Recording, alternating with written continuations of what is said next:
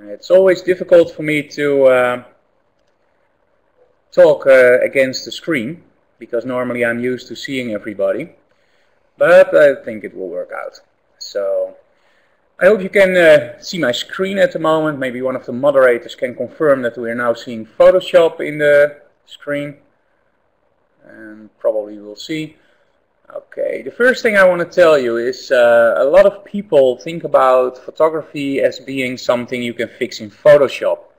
And although you can fix a lot in Photoshop by using filters from NIK or any other brand, I strongly believe that you should have the right image right when you take the image. So for me it's very simple. When you look at my images online, most of the images, well, maybe Photoshop is about 5 or 10 minutes, not more. So in this NIK webinar I'm going to show you some tricks, and I'm also going to use, of course, the NIK software. A lot of people know me from model photography or portraits, fashion, glamour, and because I always like a little bit of surprise, I will show you some stuff that's not portrait work. Of course I will go into the portrait work, but first I will show you some very simple stuff. As the seminar opened, you already heard a little bit about HDR, and at the moment HDR is something that a lot of people like to do, and I'm no exception, of course. However, I do think that an HDR is a different kind of animal when you look at how you shoot it.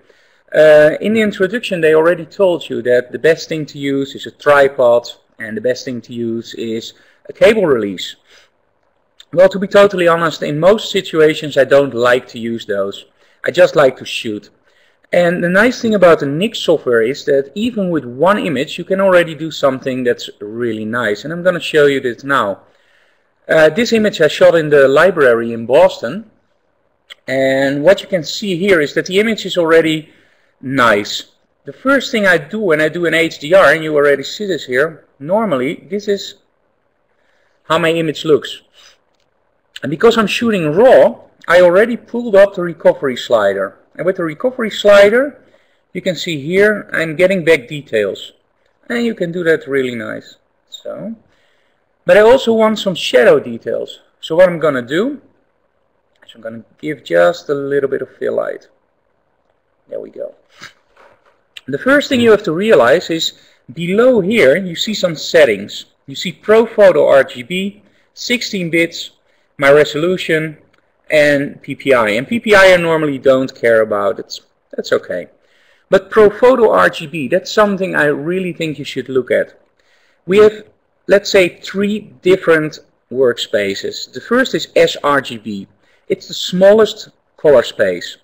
You can use this for online presentations like on the internet, or some printers will even use sRGB. But it's the smallest color space.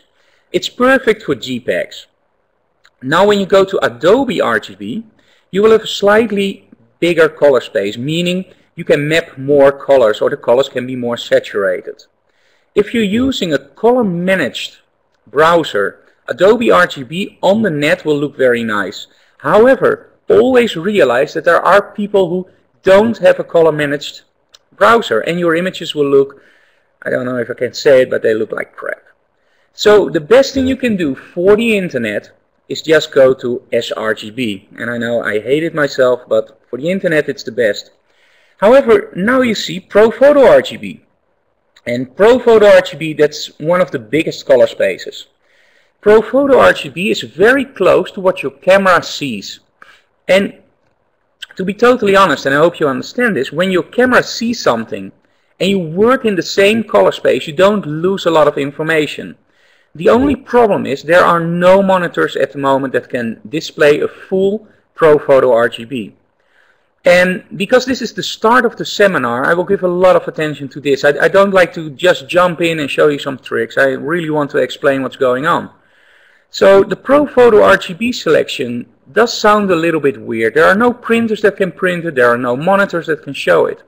However, when you calibrate your workflow, meaning if you use a calibrator for your monitor, and of course you should, a calibrator for your monitor you should use, let's say, every 2 weeks.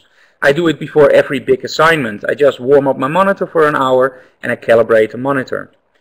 When you do this and you work on an Adobe RGB monitor, you can work in ProPhoto RGB without any problem, because the display or the ICC profiling will make sure that you see what you need. So all the conversions between the color spaces will be correct for your eye. So when you print it, there's another conversion. When you show it on the monitor, there's another conversion. If you don't calibrate, and this is where it can go wrong, everything will look a little bit funky on one monitor, it will look totally different on another one, and that's a big problem. So if you use ProPhoto RGB, make absolutely sure you use a color analyzer, and they're only like 80 bucks, so that's a really cheap one. So the first image I'm going to open is just a very simple image from the library in Boston, shot with my Canon 5D Mark II. And it's an okay image, but let's say I want to give it a little bit more spice. For that I will use NIK HDR filters. So we go to NIK, go to HDR FX Pro, and here I have my image. And there's a little bit of lag between my screen and what you guys are seeing, so I will talk slow, and that's difficult for me, but I will try. So this is the first attempt that NIK gives my image, and to be totally honest, I totally don't like it. So what I'm going to do is I'm going to change everything around. And the nice thing about the NIK filters, and especially the new ones, is you see a lot of options here. And I always call this the clickety clack until you like it stuff. And you can just click on some items, and you just click until you see something that you really like. Let's say realistic strong, well, gets there, but it's a little bit too much. So let's do everything down to only realistic. Okay, there we go. Now this looks nice, the balanced one. But as you can see here, I'm losing a little bit of my highlights. So what I can always do is bring that back. And give my blacks just a little bit more punch. A bit more contrast. And let's go down on the saturation. I don't like that overly saturated look in HDR. That makes it a little bit fake for me. Like this is looking normal, okay, I hear you thinking, but anyway, it looks nicer. So there we go. And you can play a little bit with the exposure. And of course you can make it a little bit less edgy or a little bit more. Now this is fun. Here you can play around with, you can make all your methods. And you can add control points if you want, but I never use that, to be honest. I always work on 2 layers. And I will show you that in a moment, but this is just a start. So this is what you can do with one image. And when I press OK, it will save the image and it will get you a certain look. And I will go into the portrait stuff and I will tell you a little bit more about the importance of that, but let's first see what it does. It just gives you something else. And I hope on the monitors it will come over correctly. What I don't like is the over HDR look. I think everybody will know what I mean. It's the look that you will see that give away it's an HDR. And it doesn't look natural. So between my HDRs and the original image, if I go back, what you can see, it's not that big of a difference. But especially here, I love to see back all the details, and we'll talk a lot about those in a moment. So this is from one shot. And now we'll do something else, and now you can really see the power of the NIK HDR. Don't save. Okay, we go to File, Automate, and I go to Merge HDR FX Pro. I select 3 images. And now probably Andreas is going to kill me, because I'm going to tell you that I shot these images without a tripod, without any cable release, even without any remote. I did look through the viewfinder when I shot them, that's something I did do. But I just shot them on the street, walking in Boston. I saw this image and I thought, well, I love the sun, but it's way too high contrast to shoot in one image. So I set my Canon on 1 shot over, 2 shots down, and 0. And what happened is very simple. When you shoot it very quickly after each other, it stores the 3 files, and there's only one. Sorry. You shoot the 3 files straight after each other, and you will have the 3 files. And there's a little bit of movement between the files, but that's no problem at all. Because when NIK software runs, it will align the images. You see that here, alignment. So it's now still analyzing, and you think, well, this takes a lot of time. If you compare it to the old method from Photoshop, you will immediately imagine this is way faster. So here we go. It's creating the HDR image. And again, this is his first attempt to show me something that he thinks I will like. And as before, this is just a start. And this is the nice thing about NIK, by the way, which you guys probably notice. You have a red bar here, and you can move that around and see the before and after. And now I hear you talking, hey Frank, I don't see anything changing. Oh, that's correct, because I didn't do anything yet. In this case, let's go for a little bit more surreal. And let's start like here, the Granny's Attic. That sounds nice. Don't know why, but just sounds nice. And now when I move the bar, I can see the before, and I can see the after. And now this is cool. You know, I told you that it takes a little while to get all the images in, but when they are in, it saves you a lot of time, because you can just click on something you like,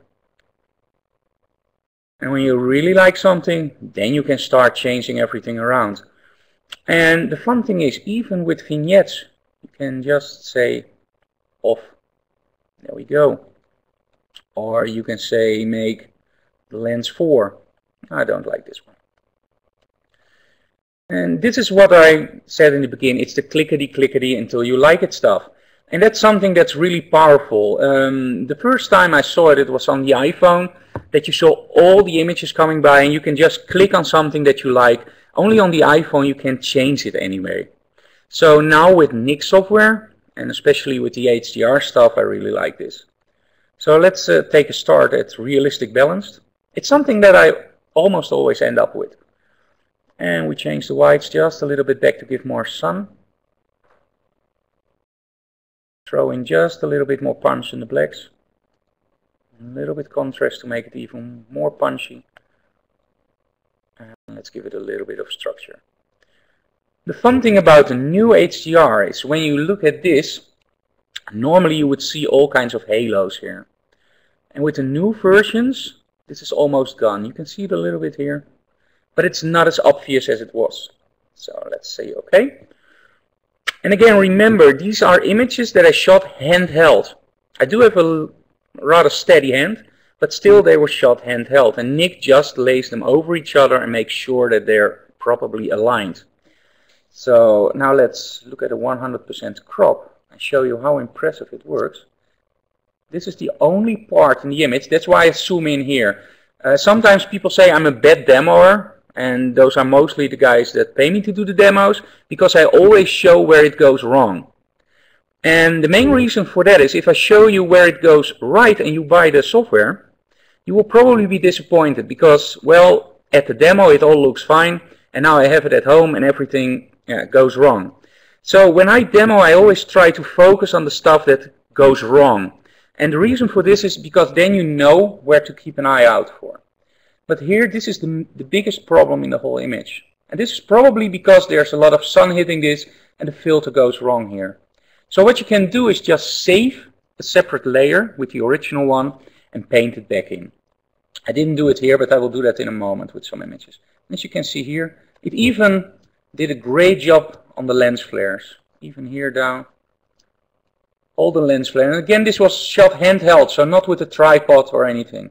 And the alignment is just totally perfect. There are no weird things going on.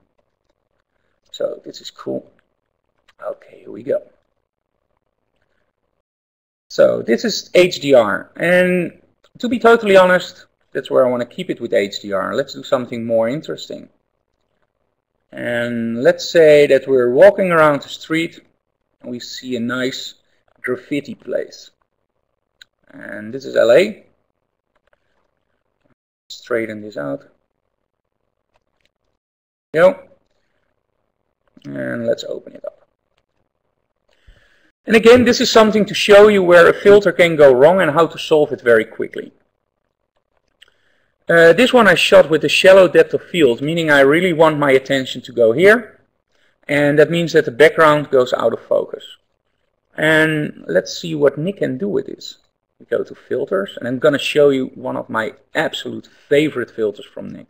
It's in the color FX4, and it's called tonal contrast. And don't panic, we're going into the portrait stuff in a moment. So I'm going to do total contrast. And what you can see, it gives you a very beautiful edge on the image. Again, it's very subtle, but it makes your image pop. And you can even change that a little bit around. Let's say I want a little bit more effect on the shadows. And let's overdo it, so you can see very well where it's going wrong and how to solve it. So we're totally overdoing the effect now to a point that I probably never would use it. Before. Here we go before. And here you go after. So let's say OK. And what you can see is I've always set up that it does it in a separate layer. So my original layer is here on the background. I have a new layer on top, and I have a black piece of paper. And the black piece of paper is now gone. And what you have to realize is those black pieces of paper and the white pieces of paper, they are very important for what you do, or my workflow. What I'm going to do now is I'm going to select the top layer, and I'm going to do layer, layer mask, reveal all. You now see a white piece of paper, and a white piece of paper means I will show you everything. Now if a white piece of paper tells you I'm going to show you everything, and the main problem is I'm now sitting in my studio watching at a monitor, and the only thing I see is that there are a lot of people online, but I can't see you guys, and I'm still going to do it. Which one of you guys knows what a black piece of paper will mean? Yeah, I hear it from New Zealand, I believe. Correct. A black piece of paper will make everything disappear. So when I have a white piece of paper and I'm going to paint on it with black, it will make the effect go away. So there we go. Go to 100%, and I'm just going to show you. The effect is going away. Okay, but I don't want it, of course. Undo. However, I wanted to tell you where it goes wrong with the filter. There we go. We go to actual pixels, and this I really like, no problem at all. Now I go to the back and I say, uh-oh, look here, and here. It's a little bit noisy. You see contouring, that's not nice. When we go here, this is not nice. Oh my, this is really not nice. But when I go to the sharp parts, oh man, I really love the effect. And this is where the white piece of paper comes in. You just go back, fit on screen, you choose black paint, and I'm just going to paint the effect out. I'm going to paint it away on the areas where I have the haloing. Again, I'm going to show you this in a moment in the portrait work, but I want to show you it first in normal street photography, because I know a lot of people that are now watching will probably not do model photography or fashion, and maybe they will find something like this more interesting. So I'm going to show you all techniques in all kinds of different settings. So now I've removed the effect. The funny thing about this is when you do tonal contrast, the effect is the strongest on the pieces of the image that are in focus. When you remove it from the out of focus areas, you won't mind it in the final image, because those are the images that should be a little bit soft, a little bit low in contrast, because it will make the sharp edges stand out more. So it will give more attention to my graffiti. Okay. So let's close this down, and for the moment, this is it for the street photography. And I want to tell you a little story. And I told you it's the last from the street photography, and that's not actually true, because I'm going to show you one more, but only for the story. This is New York. And when I teach, one of the main things I try to teach people is seeing the final image. And what I mean is, by seeing the final image, is you will see a lot of photographers out there who are controlling their light very nicely. They have beautiful light setups, they use expensive strobes, they use expensive cameras. And to be totally honest, when you look at their portfolio, everything is perfect technique-wise. However, when you look at the images, somehow they don't work. There's always something in the images that, well, it doesn't stand out. The funny thing was when I taught on Photoshop World, one of my friends there, Dave Black, he did a great seminar. And normally we talk to each other, of course, but we hardly talk about what we teach. And when I was teaching there, I had a seminar called Why Fake It When You Can Create It. That's about light metering. But I also had a seminar called Being Creative and Getting the Shot. Dave Black was before me on stage, and I heard him say, whatever you do, be different. And that's something that's one of the first things I tell students in the Being Creative. When you look at this image, it's I believe it's the Chrysler building, and you see the American flag. And I love the Chrysler building, however, it's been shot in so many different ways. So how do you make an image of a Chrysler building that's different? Well, my solution was very simple. I lay down on the floor, aim my camera up with a wide angle, and include all the buildings here, the older building here, the American flag, and the Chrysler building. It's something about composition, it's something about finding your angles, and it's something about making an image work. So this is the only thing I want to show you. So now let's go into the model photography. And you will see that I use exactly the same techniques there. And this is an image that got me a lot of remarks on the internet, so I'm going to use this one as an example. We shot this in Nelson, and one of the guys I met at Photoshop World, he said, I really hate you, man. I've been there for 10 years and it never was cloudy. Always bright skies, and you're there and it's cloudy. And I'm like, yeah, but I'm from the Netherlands. Bad weather always travels with me. So as you can see here, I'm using strobes, and that means I'm measuring my whole scene. And that means that normally in Photoshop, everything for me is standard. Everything stays the same. I strongly believe, and this is one of the questions that one of you guys asked me before the seminar, how do I calculate my ratios when I'm using NIK filters? Well, you should think ahead. In this moment in time, you have digital cameras. And a lot of people think about digital cameras as, well, I have the big Polaroid on the back, I can just look at the image and it's done. Or I shoot tethered, I just look at my laptop and it's done. I'm a strong believer for using light meters. And in this case, you can shoot something like this, and you see it, it's the pure raw file. It's straight out of the camera. There has been no changes here. It's really the MOS file, so that's from my Leaf digital bag. So this is really the image as it came off my camera. The only trick I used is using a light meter. I measured the sky to make sure that the sky will go dark, and I measured my model. And at that moment I knew the ratio, and I could make my light setup. So let's play around with this one. And I told you I do all my images within 5 minutes, so let's see if I can really make that the truth. The first thing I do is, I don't know who this is, but he or she has to go. So what I'm doing here is I make my selection tool. I select the person. And I just press delete. Content aware fill. 1, 2, 3. Beam me up, Scotty. And there we go. Isn't Photoshop beautiful, guys? So I think the next version, that will do something like you don't even have to start photographing, it will take the image for you. Then I look for dust on the sensor. And in a desert, well, there was some dust. And this is very important because I'm going to use rather heavy filtering. Sorry, guys. So I'm just going to look for the obvious dust. There we go. And I'm using a cloning tool. And I'm using the cloning tool a little bit different from what other guys are using. I will show you that in a moment as soon as I figure out where. Here we go. I'm using it not round, but I'm always using it a little bit like this. And this way it doesn't look like you're photoshopping a lot, because with a round brush it's always a giveaway from, oh man, somebody is using the cloning tool or the healing brush.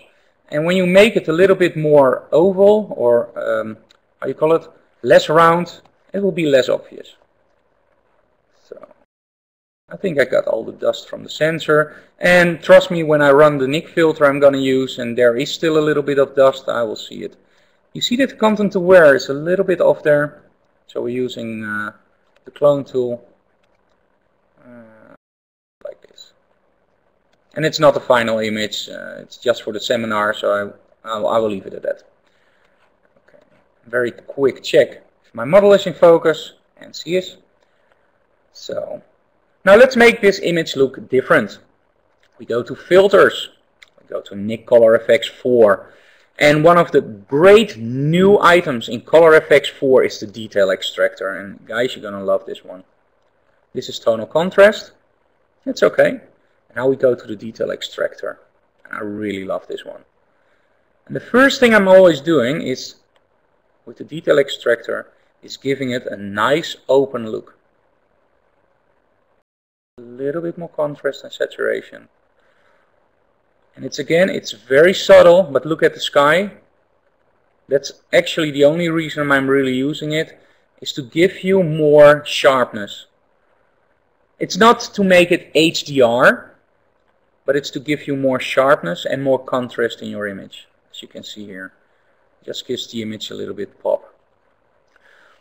And now watch this. This is so cool about NIK. You can add a filter. And what you do is you go down and you choose tonal contrast. And here we go. Before. And here we go after. You want a little bit more in the shadows, just open it up a little bit. Oh, sorry. Yeah, protect the highlights just a little bit. Here you go. Okay, but we're not done yet. Let's say I also want a nice vignette. And you know what? In the previous versions, you had to click OK, go back again, do the filter, click OK, go back again, do the filter. And this is so much fun because you can just add filter, and at the end you can save a recipe. So I want a vignette, but I also want my image to look a little bit different. I like what I'm seeing now, but I want it a little bit more different. And what I absolutely love about the new NIK is the film effects. You have faded, modern, nostalgic, and vintage. And sorry for my Dutch expression, probably sometimes my accent is a little bit weird, but you have to hang on. So let's go to vintage. And the first thing I'm going to do is I'm going to remove my vignette, because I don't want it in yet. So there we go. Go to 0. And what I always love with this kind of stuff is that you can just browse through and look at the images you like. And in this case, see, as angel wings, so I want it a little bit out of this world. And to be honest, I totally like this one. It's different from the one you see online, but I think that's the fun part. You can always play around with your shots. And now I'm going to add the vignette. And you can do a white vignette. And this is okay, but I want it now dark.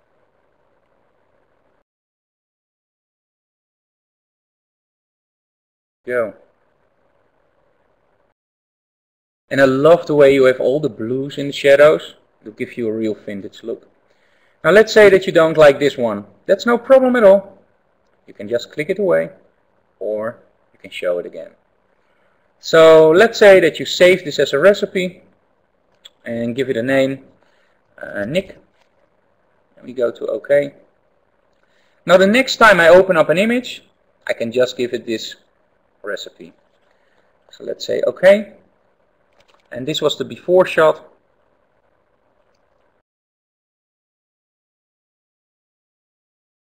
And now we go to the after shot.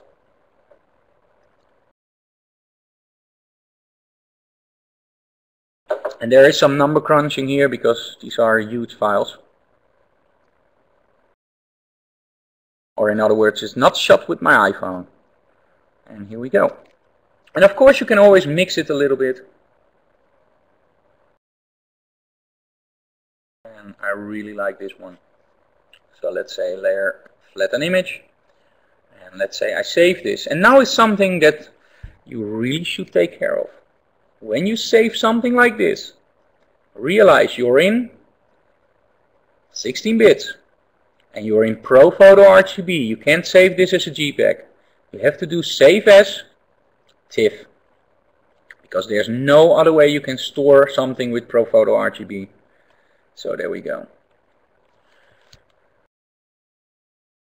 It's writing the format. It's about a 250 megabyte file. So there we go. And there you have your image. And now let's say that I don't like this one and I want something a little bit different. And I already have, let's say, 10 of these images already worked in, and I don't want to do all the effects again. I just go into NIK color effects, and instead of doing all the setups again, I will just go to my custom settings, and I will go to Vintage Frank. Of course, filter Vintage Frank. Frank is still here. And we go to the detail booster. This is another filter I made. Fashion details. And this is a really subtle one. This one is great for skin. It's very subtle, as you can see. Just gives a little bit of pop. Or the pop portrait. This is one that's actually in NIK color effects, but I made some changes to it, to the way I really like it. So you can just call on all these. And here we have the one we used before, by the way. So you can all store these as recipes and use them over and over again. Sorry. Okay, now I'm going to show you something that's, maybe you should take out pen and paper. On the other way, this is recorded so you can watch this later. This one has some really nice tricks. You're going to love this one. Yep. This is an image from Sherelle. And we have a lot of problems with this image. And the first one is the background. When you look at the background, and this is something that a lot of you guys will experience, and let's see some hands. Which one of you guys always have problems with their backgrounds being all wrinkly or having problems? Yeah, a lot of guys. I see all those hands, and of course I'm playing with you guys because still I can only see my own monitor, but I always like to have a little bit of fun with my crowd, and yeah, it's really difficult to only see a monitor. Okay, so let's first take care of the background.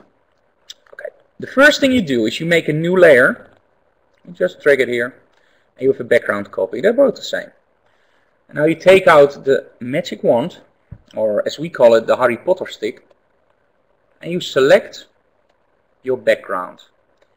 And actually you don't have to do this very carefully, but make sure that there's nothing from the model selected. So the background can be a little bit, how do you call it, not so secure, but it can be anything like this. So what you go is, you go into Quick Mask, and you very quickly look, nothing from the model is selected except from the bottom. And let's remove that. And some people ask me, and Matt Klaskowski told me this, and I thought it was hilarious. A lot of people ask me, Frank, when do you know when to use black or when do you know when to use white? And again, this is Matt Klaskowski's joke, so I won't take any credit for it. It's very simple. When black doesn't work, use white, and when white doesn't work, use black. Because also in the Quick Mask, I sometimes don't know if I have to work with black or if I have to work with white. So if one doesn't work, I will just switch to the other one. So we go back. And what you do now is select, modify, feather. You just take 4 pixels, not more. There you go. You inverse, sorry. And now you do edit cut. And ta-da, your model is gone. And now I hear you guys saying, Frank, my model is still there. Well, actually, she's not. You see, she's gone. It's because you can still see the bottom layer. Select the top layer. And what we're going to do is filter, blur, Gaussian blur, 250 pixels. There we go. And the whole background is beautiful and even. However, there's a huge problem.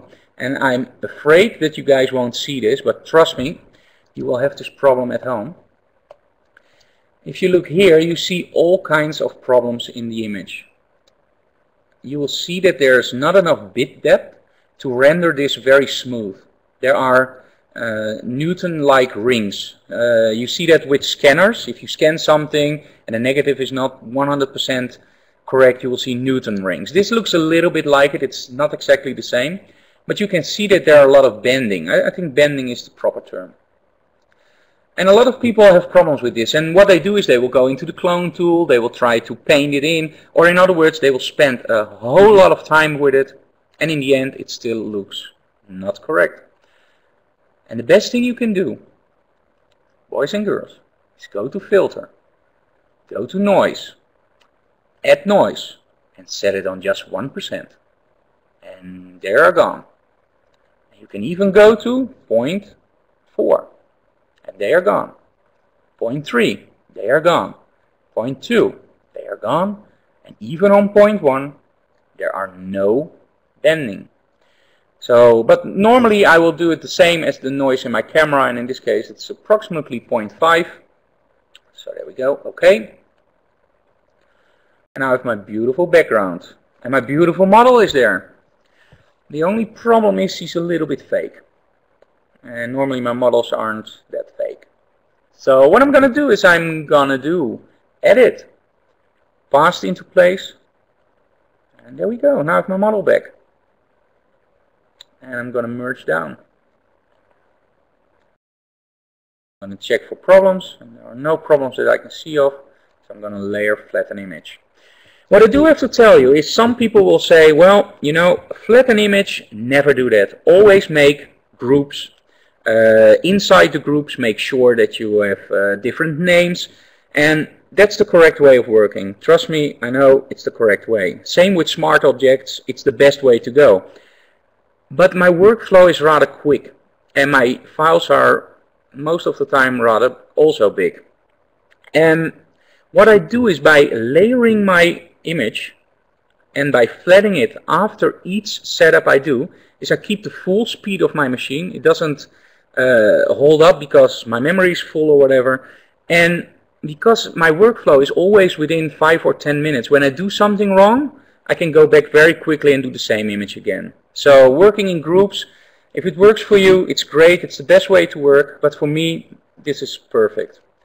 So the only thing I have to do now is do the skin. And I know a lot of people will think about skin, that's something that's magical and that has to be done with Dutch and burn.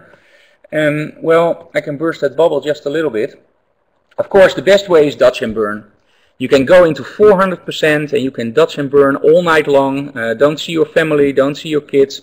And when you invoice your client, you will probably use your client because he has a heart attack, because that's way too expensive. Now, there are a lot of filters out there that will do a great job. We have portraiture, portrait professional, you have, well, the list goes on and on and on. And to be totally honest, when you have NIK and you have Color Efex 4, there's also a filter, and that's called the Dynamic Skin Softener. And just look at what it does, because a lot of people regard the Color Efex 4 skin softener as something that, well, we don't use that because the pros don't. Well, to be totally honest, it's something that I also use sometimes.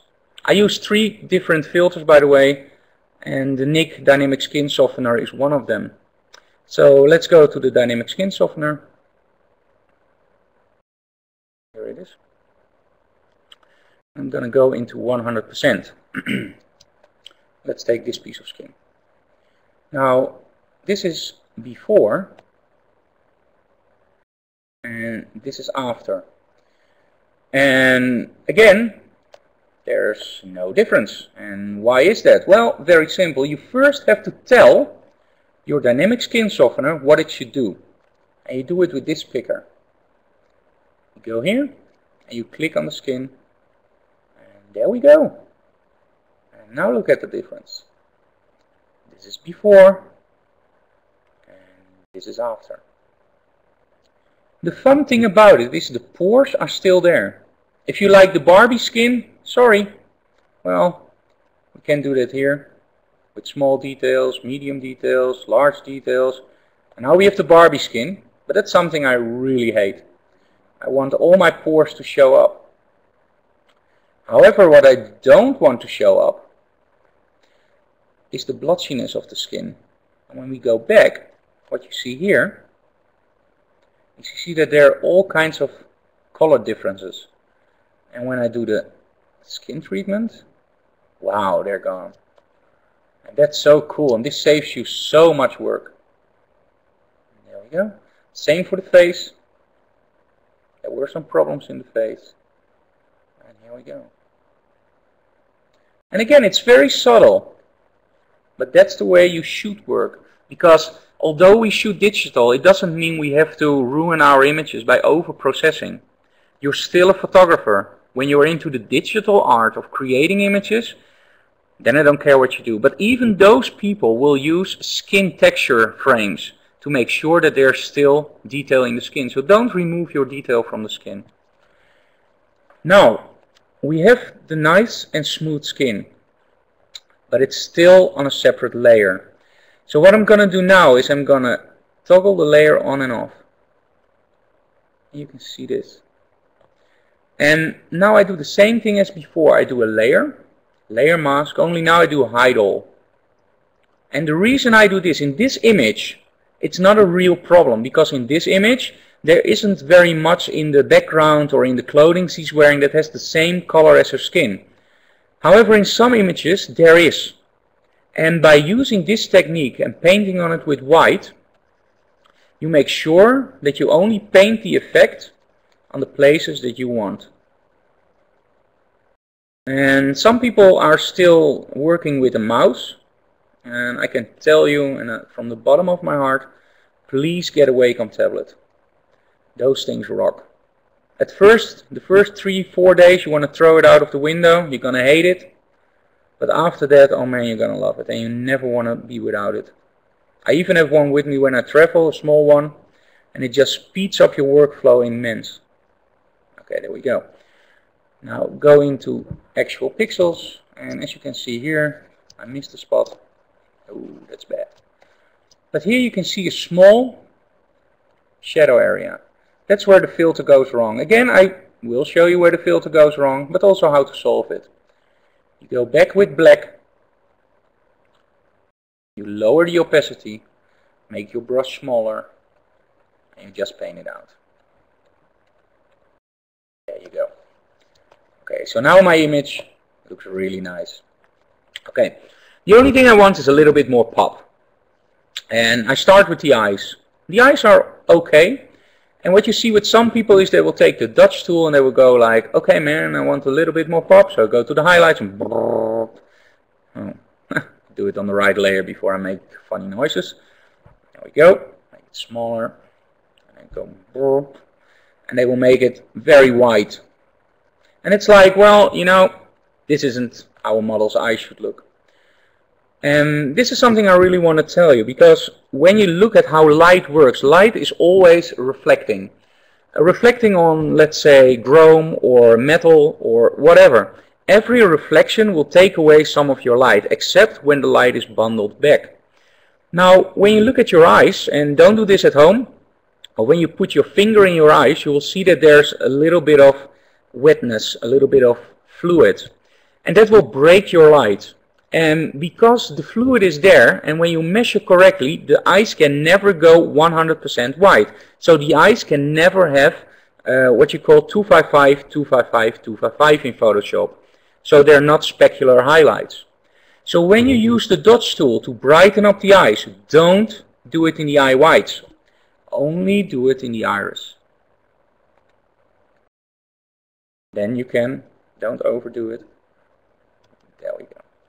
And now I have a little bit more pop in the eye. And again, it's very subtle. Don't overdo it. So I really like this image, but to be totally honest, I want, again, a little bit more pop. So there we go, into NIK. Color FX4. And I will go into the other NIK software in a moment. And I'll go to tonal contrast. And this will really make a huge impact.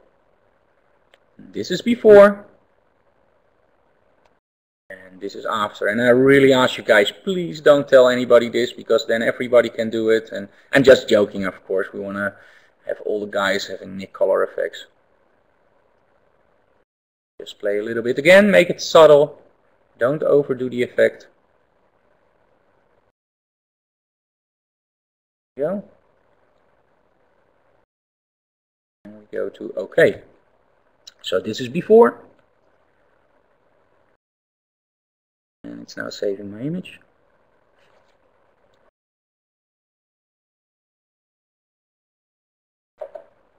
And there we go. And this is the after. It will just give your image a little bit more pop and it will screen. So that's cool. And what you could do is do some saturation. So go to View and Saturation. And now a lot of people will do something like this. And that doesn't look right. So what you can better do is you go into one of the modes, let's say reds. And I know there are no reds in the image.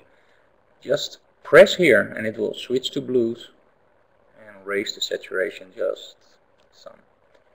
Now go into yellows and select something in the skin and pull it down just a little bit to make the contrast between the front and the back in color even bigger. And there we go. And again, I hope this comes over on the internet because well, the bandwidth is very important to really show the differences, but the techniques are the same. So this is one solution. Okay, let's go into something more elaborate. We have another image here. Where is?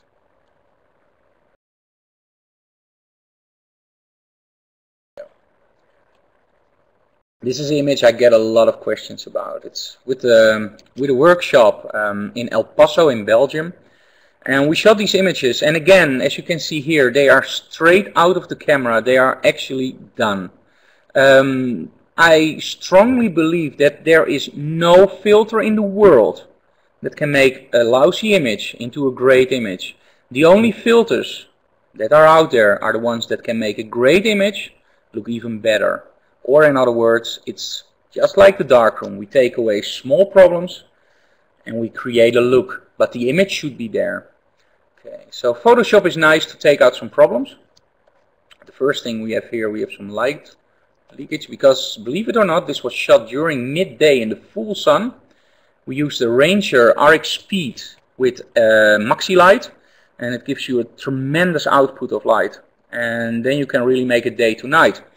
In the back here, we have one quadra aimed at the window, and there was already something red in front of it, so we didn't have to change anything.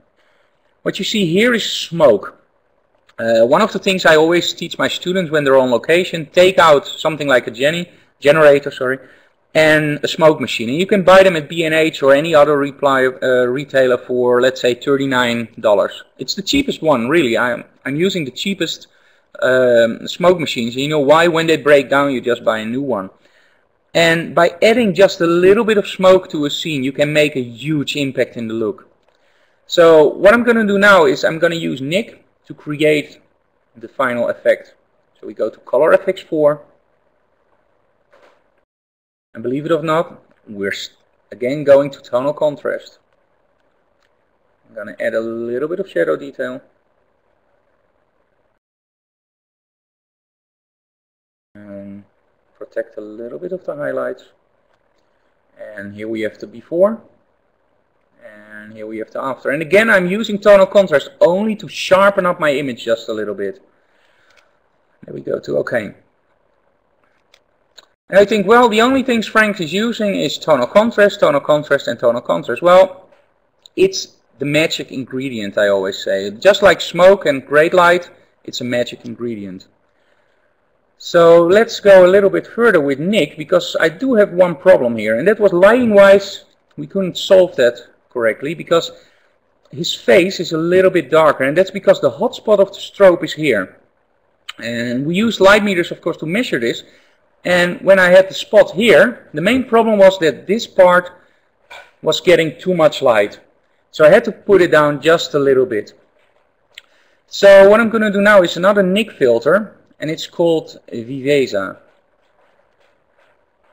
There we go. And Viveza is great. What you can normally do with layers, you can now do with Viveza with control points. I just take a control point, place it on his skin, make it smaller, And I'm just going to add some light.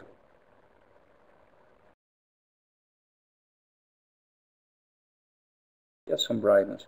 When you use brightness, always overgo just a little bit and take it back with contrast. Because if you're only using brightness, it will be a giveaway. Something has been done to the image because everything has nice contrast, and at one spot it looks brighter, but it's also a little bit more flat. So overgo a little bit on the brightness and correct it with contrast. So add another one here to take away just a little bit of the hot spot on the white shirt. And there we go. And again, it's very subtle, just a little bit. Now everything else is okay, so we can go to OK. And now when Viveza is done, you'll see that the final image is there. 2, 3. There we go. And that's the only thing you have to do in an image like this. So shoot it the way you want it, and then make your final adjustments in Photoshop. And of course you could say, well, Frank, if you would have placed your light just a little bit higher, the face would be okay, and this shouldn't be taken out in Photoshop. But again, you have to change so much to the whole scene. I have to make a vignette here to make the light fall off the way I want. I have to make a little bit more darkness here. A little bit more lightness here because... no, I was correct. A little bit more darkness here because the light is aiming too much up. So that's something that you have to realize on the location. Just use your light meter, measure something reflective here, measure it here, and I will go into depth in the Q&A if you want on lighting, but you can also email me about it. But that's very important. So take the image, make sure it's 100%, and just use your NIK color effects or whatever filter you use to make it totally to the finished image. Okay. One more small trick. I do flatten image, and what I'm now going to do is a technique called painting with light, and it's a very simple technique but very powerful. You make a new layer and you go to soft light. You're going to fill it with neutral gray and you press OK. Now you go to your brush and you go to white. Make it a nice soft brush, low opacity. What you're going to do is everything you want a little bit brighter, you're going to paint. A little bit like light painting.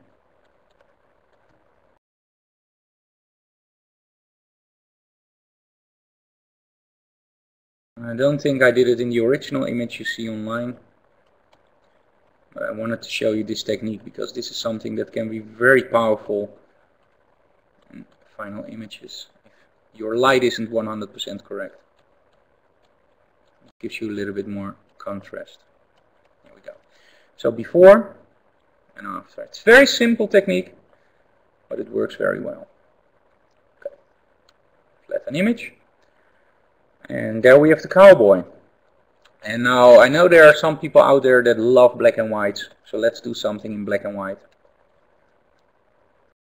Go to the same photo shoot.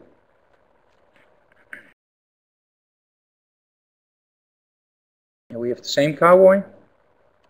Go. NIK also has a nice suite out, and that's called Silver Effects. Here we go. And this is so nice. I always play with this, and the main problem with Silver Effects is that I usually end up with 6-7 versions of one image, and that takes up a lot of space. So I now limited myself to I can select only 2 and then I have to quit. So first I'm going to select the one I really like. So I'm going to select a few just to show you guys what it can do. And of course again you can change everything around the way you want it. You have the same settings here. And this is the standard black and whites, and they have a real nice tonal range. But what I really like is the vintage ones. And now look at this one. This one is so cool. It's the Antique Plate 2. I really love this one. It gives you an instant, almost Hollywood-like, in the old days, cowboy look. And again, you can play with your structure to make it more pop. And if you don't like the sides, you can always change that with your vignettes. You can use lens fall off, 2, 3, or white frame. Let's say I like this one. You can even change the toning if you like. So you can use it more copper or coffee. You can do whatever you want with it. And this is such a cool filter. The Silver FX is really nice. You know, the funny thing about the NIK filters, and this is something that I really want to stress. When I taught my workshops in Boston, my host was a wedding photographer and a really good one. And I looked at his computer and he had a lot of filters there. And he had his whole setup planned out. When he had something like this, he pressed that button and a whole group of actions worked. And I told him, man, you really should try NIK. And he was like, yeah, maybe after the wedding season. I said, why after the wedding season? He said, well, at the moment I have a lot of work and man, I have everything set up just the way I want it and it's perfect. Well, when I left Boston, I gave him a little present and I gave him color FX, 4 and Silver FX. And the funny thing was, I talked to him a week later and he said, man, I'm totally hooked on NIK software now. I said, well, I thought you would wait till after the wedding season. He said, you know, I had all these actions planned out. And sometimes I even lost track myself which button to press. He said, with the NIK system, with the recipes and the Silver FX, you just click on an item you like and you're done. And you can make every image the same thing. And in the end, it works faster. So that's something I always tell people when they say, well, you know, filters are expensive. And I always say, you know, time is expensive because we are only here for a limited time. And I have a family and I'm a very busy photographer. I do webinars, I do workshops, and we shoot a lot. And every minute I can spend less behind my computer, I find very valuable. So when I buy a filter like NIK or whatever other filter that takes away a lot of work, I love that filter because that means that I have more time for other stuff. And let's be honest, when you are looking over 1 year of work, the filters are very cheap because they will probably save you 2 or 3 weeks of work. So I'm going to do one more and let's take this one. This is an image we shot with 2 strobes, actually 1 quadra in the front and 1 quadra in the back, aimed at the window. You can still see the strobe here. Normally we would clone them out, but I won't do now. And let's see what we can do with some very simple filters. Sorry, we go to NIK Color Effects.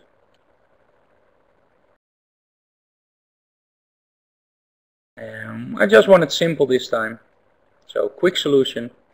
So let's say we do something like the duplex mode. You can select the color in which you want the duplex mode to work. And then bring back your... no, I did something wrong, sorry. That was a way too dark color.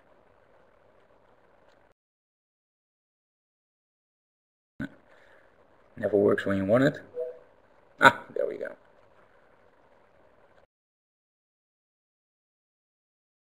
Let's say I want it a little bit more. I don't know what's going on here. Then we go here. Just restart the filter, that always works. You can change the strength or the diffusion. And this is just one, but to be honest, the duplex mode is something I don't like a lot. The only thing I like is what it does for the shadows here, the reflections. When you go back to the original version, you can see that they don't draw a lot of attention. When you make them a little bit more diffuse, it makes it a little softer. What I do like, and something that a lot of people don't use, is ink. Just see what it does on 1, 2, 3. And just browse through the effects. And I hear you talking like, yeah, what's he gonna show now? Well, I'm gonna do something rather extreme. I'm gonna go here. I'm gonna take this one. I'm gonna back down the strength just a little bit. And I have a nice blue version. And then press OK. I'm gonna blend that in with the original.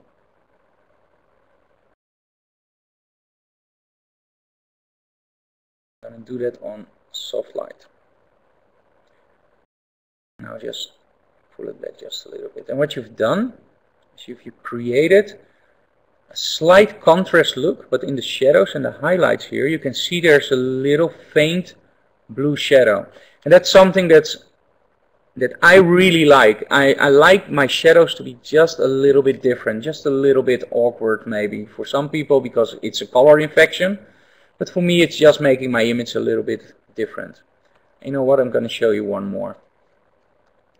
And again, these are the subtle things. I'm going to show you now something that's a little bit more extreme. We're going to go for this one. There we go. And the first thing we're going to do normally is the skin. And there we go to filters. And we go to the dynamic skin softener.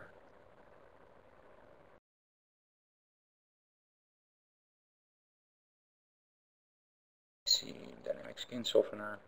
Always go to 100%. And with the navigator, you can navigate to the face.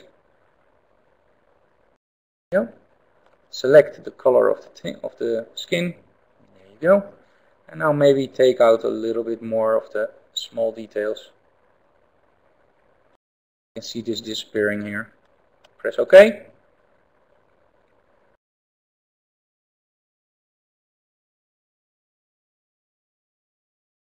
Takes a little bit of time.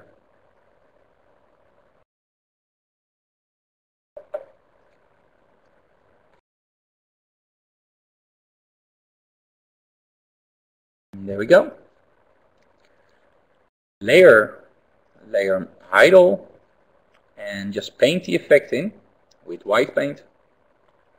Make sure that you always change your opacity back.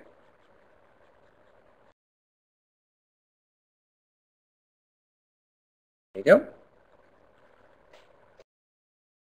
And the fun thing now is that we go into the tonal contrast. So we go to Color Effects 4. Go to tonal contrast.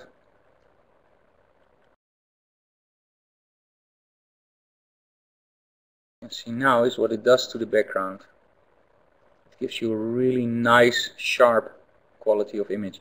And when you back down on the midtones, the skin won't be affected that much. So a little bit more shadow detail. And there we go before and after, just enough. Go OK. And I'm now showing you it one step at a time. Normally you can stack the filters, but I really want to show you what's going on, because I'm doing one step in between. Now, when we look at how we perceive images, we always see three colors: red, green and blue. And when you look at your channels in Photoshop, you will see RGB, red, green, blue. Now let's see how those channels look. This is blue. When you look at the skin is really affected.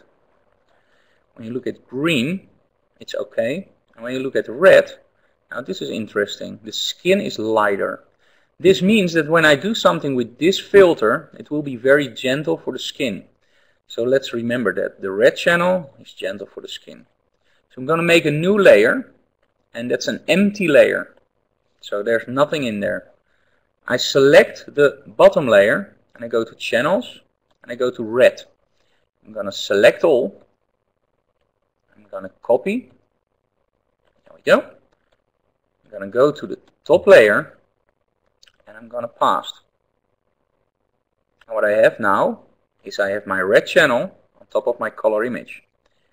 What you can do now is you can multiply, but it's a little bit too much, or you can use soft light. And what it will do is it will give you a really strong image with shadows. And just mix it a little bit. There we go. And now you go back into NIK to finish the image off. There we go.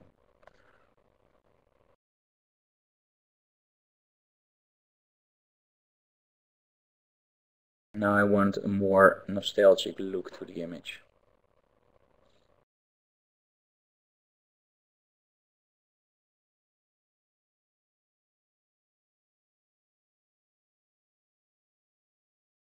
Really like this one, but without too much of the colors. I don't like that one, so we go back to, let's say, this one.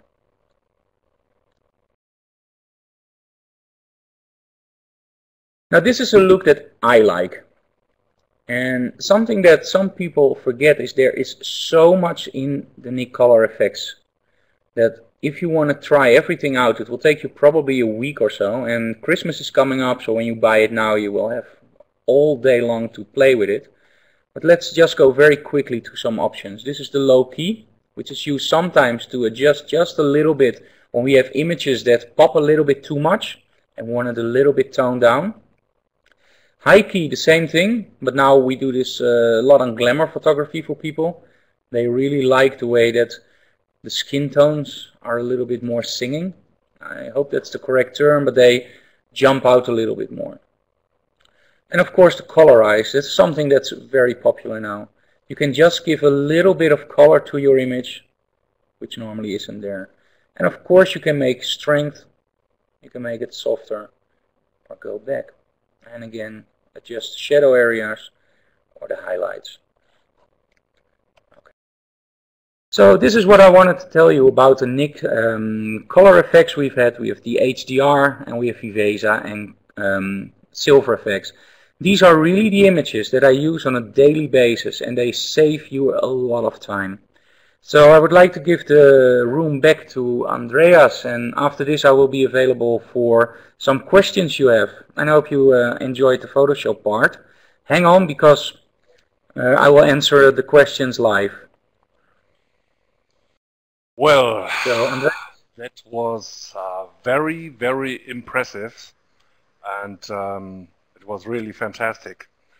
So I already say at this moment many, many thanks to Frank. That was really a nice webinar. So feel free to type in your questions. Of course, I have some questions as well. So just now you have a little bit more time for clicking my questions here or giving me an answer. Frank, I think you have a little bit of water just to oil your voice, and yeah, there are already the questions coming up. So once again, the microphone is yours. I will change to my main monitor, because otherwise I will have neck pains tomorrow, because I now have it on the top monitor in the studio. Yeah. So I will just go over them. Thanks, Frank, that was great. That's a good question. I think it was okay. Do you have any workshops in the UK? Please visit the website for the workshops. We have some in Boston, the UK. We are still planning, so maybe we will. Can you please go over the paint with light again? Actually, the paint with light is very simple. You make a new layer and you fill that with soft light. So first you have to select soft light, and then you go to neutral gray, 50% gray. Now white and black are for showing and not showing stuff. 50% gray will do nothing. So when you paint on that with white, you will enhance the brightness. When you paint on it with black, you will enhance the shadows. So you can paint on it with white and black, but the funny thing is you can also paint on it with color. So when you paint on it with color, you should just try it out. It's so much fun. You can do all kinds of freaky stuff with your images. And you don't have to you don't have to paint with just white or black. You can also paint with anything in between. So just try that out, and if you have any questions, just mail me. Why not save your files as PSD instead of TIFF? I don't have a clue. TIFF is just something that I was brought up with. TIFF should be the main source of storing your files. PSD is just perfect, but when I started out, there still were some problems with some digital asset management stuff that didn't treat very well on PSDs and did on TIFFs. What I do have to say is when I save with layers, I always use PSDs. But when I store my images, like the real final images, one layer, those are always TIFFs. And I think there's no difference between PSD or TIFF in that way. What sharpening do you use for images? When I use a DSLR, I will use Smart Sharpen, or I will use anything that's available. I will just try out several stuff, but what I always do is I do it in Photoshop. Don't use your raw converter. I always say when you're sharpening your raw converter, it's like using how do you call it, cirkelzaag, something very heavy to mow your lawn, like a chainsaw. Yeah, that's the way. And when you do it in Photoshop, you have a very, very precise way of sharpening your images. Let me see. Like your speed, normally people think I go too fast. Let me see. Are filters available in Lightroom? Yes, they are. There are special versions of the NIK color effects for Lightroom and Aperture. I don't use Lightroom myself, I'm an Aperture user. Here's somebody who thinks I'm a bit too fast. Well, there will be a recording and it will be on my website in about 1 week, I think, Andreas. 1 week? Yeah, that will be fine. Yes. Okay. Now, I noticed that you flatten the layers often. Aren't you concerned of making mistakes and go back? Yes, but you see how quick I work? When I make a mistake, I just open the images and go back. When I make a composite, I do store everything in folders. And that's something that I only do when I make really something that's more complicated. Then I will use folders and I will stack my folders on top of each other. When you did painting with light, first cowboy photo, please repeat the steps. Already did that. Make a layer, soft light, neutral gray, and paint with black or white. Do you plan to come to Hungary? I would love to go to Hungary. If there are enough students, I will be there. Grateful, short time, thank you. Let me see. Can you touch on the layer selection you made in Photoshop? You selected soft light, which looked amazing. Okay, the layer selection, I think you mean with the red, green, and blue channel. What you actually do is you enhance your image. It's something the first time I noticed in Vogue. You saw the real harsh shadows and the almost desaturated look, and I was playing around with it, and I could get a desaturated look, but when I look at the light, you saw that the light was from a smaller softbox, and it almost looked like they were using grids on an open reflector. So something didn't add up for me. And then I started looking into the channels, and I found very quickly that when you copy your red channel on top of your image and you use soft light, you will get that exact hard shadows, but with a softer light. So when you use a smaller softbox, and you light your model and you copy the red channel, you will get that foggy look. So that's really nice. I hope that's the right expression, foggy look. But I mean the magazine Vogue. Do you use pro contrast and color effects, or do you use other methods for increasing contrast? Actually, only tonal contrast, dark contrast sometimes, which I really like. It's a new addition, and I really like dark contrast, or the detail extractor. That's the only things I use for increasing contrast. So not pro contrast. What you can do with pro contrast, by the way, is if you're still scanning your negatives, like I shoot with the RC67 Pro 2, and when I get my negatives in or slides and I scan them, then pro contrast really rocks. Love the 5-10 minutes fix, very good rule to save time. Yes, not overwork the image. Without a doubt, never overwork your image. It still has to be photography. Let me see. I like the simplicity approach, fast workflow. Thanks. Okay, you seem to have 2 or 3 filters that you prefer. Well, it may sound like that because today I want to show you the tricks, and I only have like 1 hour, 1 hour and a half. Normally I do use a lot more from NIK, but it's, you know, when I look at my images, and let's say I take 100 images, maybe 80 or 90 will be exactly with those filters. However, the other ones, to make them really special, that's when you use the other filters. And again, they are already in your package, so just browse through them, try them out, and some you will really like. Let me see. In terms of getting in right first in the camera, are you referring to your lighting ratios? Everything. When you are shooting your image, make sure your lighting ratios are correct, your lighting is correct, your posing is correct. If there's something in the image that shouldn't be there, take it out on location. Don't Photoshop it out. If you have to Photoshop something out, you're actually doing it wrong. And I know there was somebody in my image with the one with the plane. I did something wrong. Just take it out in Photoshop. But it was on the side of the image and I didn't notice it. So I had to take it out in Photoshop. And normally for me, It's my term, why fake it when you can create it? Make sure that when you press the shutter, everything is as it should be. Photoshop should only be used to make your image final. I really missed the great bleach bypass. Oh man, I love that one, but I didn't have any images in which it, for me, looked great. Although the last image I used against the wall, that should be a perfect bleach bypass. But it's just not my look. That's something I should point out. Normally when you get a seminar like for a NIK seminar, that's great. However, the main problem is with that, I'm a photographer, so I'm showing you the stuff I use. And when I'm a demoer, then I will show you all the filters. In this case, I just want to show you what fits my workflow. What kind of pad is good for using? Alfred, if you can repeat what you mean. I think you mean Wacom.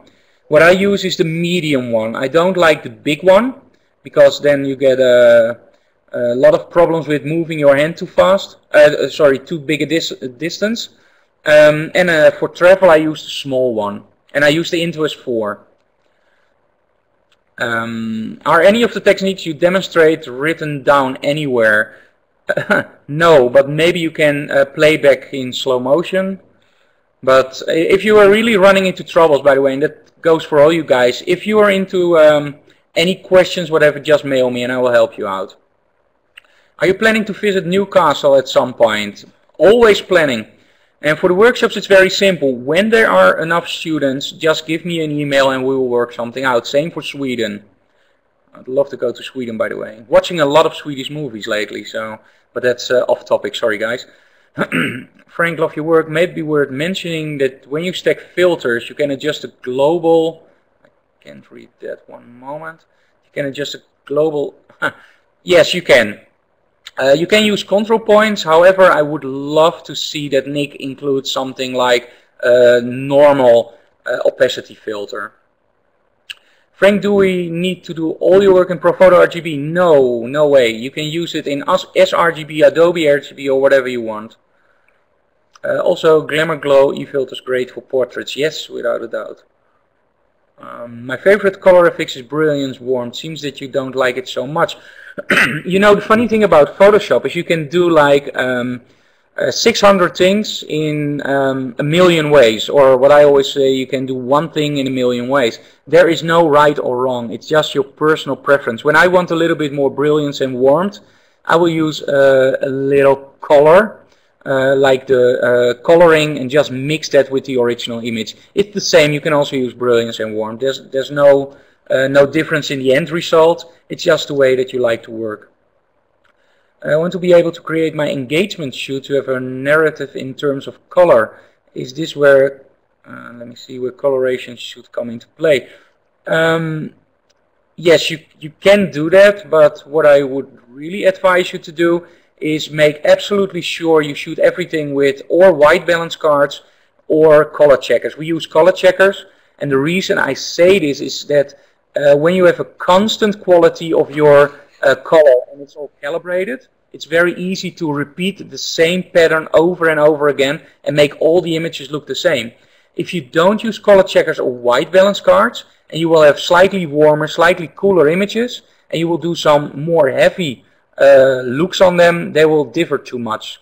So that's something that's not really nice to do. So use gray cards or color checkers. Do you always use dynamic skin softener on all portraits? No and no. I don't use tonal contrast on all images, and I don't use dynamic skin softener on all portraits. It really depends on what I'm shooting for. If I'm shooting for a model agency, I won't use any dynamic skin softener. If I'm shooting a man, I won't use any dynamic skin softener. Tonal contrast is only used to give the image just a little bit more pop. And again, it depends on the image. Sometimes I will use it, sometimes I don't. Any lighting setup you will recommend to use the tonal contrast filter? No, it will work on anything as long as there's enough contrast to make the filter work. So don't use it on the real soft glamour-like or boudoir-like photography. But as long as there's a little bit of contrast that you want enhanced, it rocks. Could you please repeat how to paint the light? Already said it twice. Make a new layer, fill it with soft light, neutral gray, and then you can use white to enhance the brightness, or black to enhance the darker parts. Is Nick working on a new software for textures? Sorry, can't say, they will kill me. I don't know really, sorry, that was a joke. Is Nick always part of your workflow on every image? You know, the main problem is it's like saying, do you like steak all the time? I love steak, but not all the time.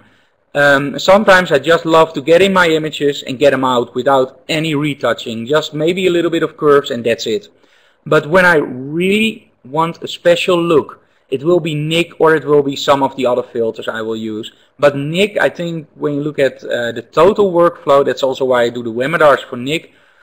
I think in the big images I use and the images I really like, I think 90% has some form of NIK in it. 80% of my portraits I use bleach, bypass, glamour glow and dynamic skin softener. That's your personal look, and that I think it should be great. If you want to send me some images, I would love to see that, but it's all personal. Some people will use it, some people won't, and for me I choose a slightly different look. Do you ever crop your images? No. I think when you shoot, no and yes by the way. I think when you shoot your images, you should already crop in camera. There are exceptions. When I shoot for hairdressers, they will often say, well, crop a little bit of the hair. And I know that for some competitions you will have all the hair in as a rule. So most of the times I will shoot 2 of the images, 1 cropped and 1 without cropping. When I do the fashion shoots, I will indeed crop in camera. Sometimes I do have to crop because I want another look in my images, but normally I don't crop. Could you explain the interaction between incident and reflective metering on a set? Well, there's a lot of voodoo about this one, and actually it's that simple. Incident is when you point your meter towards the light source under the chin of your model or the subject you want correctly lit. You take your measurement, and that's the measurement you set your camera on. Reflective metering is used for backgrounds or making sure that shadows or highlights don't block up. What you do is you point it at something, let the strobe go off, or when you're using ambient light, measure it at that moment, and make 100% sure that you understand. One moment, I have to take a drink. Make sure that you understand that what you get from the reflective metering is the value for 18% gray. So let's say I have a white background and I'm getting F8 from my background reflective. It will mean that when I shoot my background, it will be rendered as 18% gray. When you want it white, add 2.5 stops, because 18% times 2 is 36, times 2 is 72, half a stop extra is 100. If you want it black, take away 4.5 stops, because 18 divided by 2 is 9, 4.5, 2.2, 1.1 and a little bit more. So if you understand that range, you can play around with everything for reflective metering. Reflective I normally use only for backgrounds and when I make light in light setups, meaning I will use one softbox on my model, a very small one, so only the face is lit, and the rest will go into total darkness. Then I use a big softbox and I will light in the rest of the scene. And the big softbox is measured with reflective metering. We will normally use the background and we will measure the background and make sure it's not below 4.5 stops, because 4.5 stops means total black. So we will set the background at approximately 4 stops and you will get a nice image. Again, if you want more about light meters, just mail me. Do you prefer shooting bright skies with a real gradient ND filter or do it afterwards with NIK? I never use gradient filters, to be honest, but I think when I would do it live, I would probably use NIK, because this is something that's really gewetensvragen, how do you call that? Something that's really personal, let's call it like that. Normally I would say, why fake it when you can create it, so use a gradient ND filter. However, when there is a real gradient ND filter in NIK and you don't blow out your highlights when shooting, I would rather do it in Photoshop, because then I always have the choice to not use it. And making something darker in Photoshop, that's no problem. Getting detail back from the dark can get noise, so in that case I will probably use the NIK gradient filter. Do you use Sharpener Pro 3? Sorry, no. I do have it. I played with it, loved it, but never find any use for it somehow. Sorry, Nick. Can you repeat step in last thing when you were editing red channel? What was after choose red channel, choose all? No. What I did is I made a new empty layer, selected my background, so the one with the image, selected the red channel, copied the red channel onto the empty layer, and then you can use whatever whatever blending mode you like. In my case, it's often multiply or soft light. Let me see, what do we have more? Are there any limitations when using NIK in combination with aperture? Not that I know of. Have you been to London, Frank? Yes, I've been to London, and it's still there. Isn't that cool? I would love to go there again, by the way. Vancouver, Canada. Oh man, I would love to see Vancouver, especially when it's white. So yes, without any doubt. But again, here we go. What's the minimum amount of students that you will travel for to Sweden? Well, you know, let's say we fly with 2 people. My wife and I always travel together. And when you get enough students to cover the travel and cover a hotel and that we still have something left, I just love to teach in different countries. So it's not that expensive, so just mail me about it. Can you adjust opacity of whole filter in ColorFX 4 under the control tab points? Yes, that can be done with the control points. However, again, I would love to see a slider in which it can be done easier. When you paint in the skin softener, do you get in tight and not spill over the hair, or just go fast as you did today? I go fast, and that's very simple because hair never has the same color as the skin. The dynamic skin softener really has a color reach, so you can play around with color reach and you can see your mask, and that way you can paint in the effect. If you're really in doubt, just go in 100% or 400% and do it really nice. However, most of the time, let's be totally honest, when you print, even when you print a billboard, if you go a little bit over, people won't notice, so that's okay. But if it really has to be nice, you can always go in 100%. Why do you avoid skin softening for model agency? Well, that's a good one. It depends on the model. If there is a model that has really wonderful skin, you shouldn't use skin softening at all. If there's a model that has really terrible skin, I always have the trouble by using a skin softener, because then somebody will book the model and they will get the model and the first reaction is like, huh? Who is that? Is that the real? Oh my! Is that the model that's on the picture? What's going on? Did she bathe in chocolate or whatever the day before the shoot? And that's something you should avoid, because in the end somebody will book the model, and if she has really nice skin, okay. But if she has really bad skin, don't try to cover it up. So the model will ask you to do it anyway, and you know where the bill goes to. That's the one I follow. So if the model pays me, I will do skin softening. If the model agency pays me, I really want to do more work for them, so I probably won't do.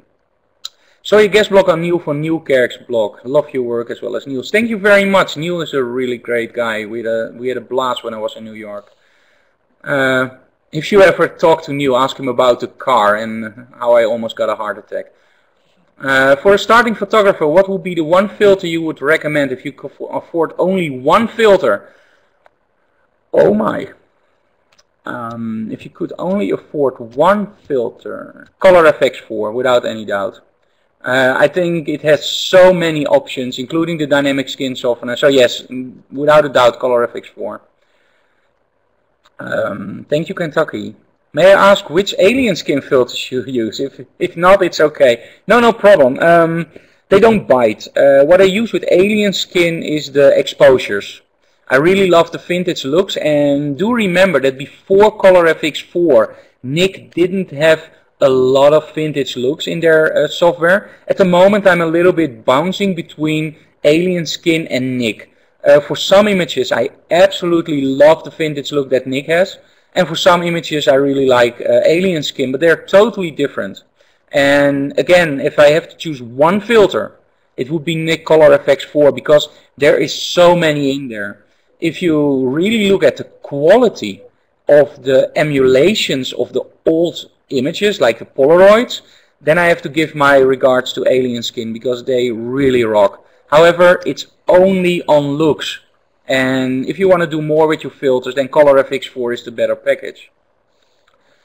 I'm currently looking into purchasing some studio gear, but I'm at the fork road. I could either go Ellingrome or Bowens. Do you have experience with either and is recommended over the other in terms of future expandability? I can't answer that online because I don't know for sure. But what I heard is that at the moment Bowens is having some problems, but I could be totally wrong, so I won't go into that. I've chosen for Ellingrome for the simple reason that I love their Deep Octa stuff that they have now. And when I started with Ellingrome, I really loved the quality of their light modifiers. So I was in doubt between Photo or Ellingrome, and in the end I went for Ellingrome for their quality of light. And to be totally honest, I never looked back. I really love Ellingrome. And on some demos I still demo with Photo, and I also love Photo. So when I have to choose between brands, it will probably be Ellingrome or Photo. Do you ever off-camera flash guns for portraits outdoor when working fast? Yes, we do a lot of small flash. When you go to Photoshop World in March in DC, I will be there and I will be teaching a whole seminar on small flash. And a little bit different from what others do, because I will also show you why ETTL doesn't work and how you can correct that, of course, and why going manual is really nice for small flash. Let me see. For portraits, do you only sharpen eyes? No, I will sharpen everything, but I make sure that my sharpness is on the closest eye. So that's something that I really like. And I don't only sharpen eyes. Could you recommend a good book or resource for studio and location lighting? Scott Kelby, without a doubt, his Shoot It Light It Retouching book is great. It gives you a real nice overview of the studio. And I already told last week, and that was a new one, I'm writing a book myself, and that will be out probably in 2012. Thanks for the great seminar. We'll be watching out for the seminar on your website. Thank you. What do you think about the Ellingrome D-Lights as beginner's choice? Really nice. However, watch this. You have to be careful when using D-Lights in combination with BXRIs or RX. The D-Lights are about 200 degrees cooler. So you can mix them in a studio setup, but make sure that the D-Lights don't light the same subject as your RX or BXRIs. So what we normally use is we use the D-Lights on the backgrounds. We use everything for the D-Lights, and then our main subjects we use the BXRIs or the RX units on. And what can be really nice, by the way, is if you use a D-Light as an accent light, because then you have a really nice difference, a little bit of bluish in the shadows, and that's really nice. Frank, I'm just as a question, do you shoot infrared photos? I don't want to shoot tonight, but I think we have exceeded our time limit. I don't shoot infrared, sorry. And, 200, 400 watts is only one stop difference, so choose what you want. Sorry. But what your budget allows, sorry. And again, they can just email me questions, Andreas, if they want. If you can put my web email address on. Yeah, sure. Yeah, everybody could see all your website links directly here the whole time. So I think if there are any questions, feel free to email to Frank. So don't overcrowd him. I would like to say thank you once again, Frank. That was really, really brilliant. And you see it's so refreshing to have a webinar with you. It's really fantastic. No, that's fine. I would like to say thank you once again to Julia, of course, and to Richard, who did our typing tonight and supported us here in the chat room. And of course, thanks for being here to all these people here in this evening. I will close my microphone now and close the training room, and hope to see you again. We will prepare the record for you that you can set up on your website within the next days. I think we'll have a phone call tomorrow, so we will prepare it for you, and it will be available for everybody. Okay, so. Okay, cool. Thank you. Thanks for being here, and have a good night. Thank you, and thank you, guys.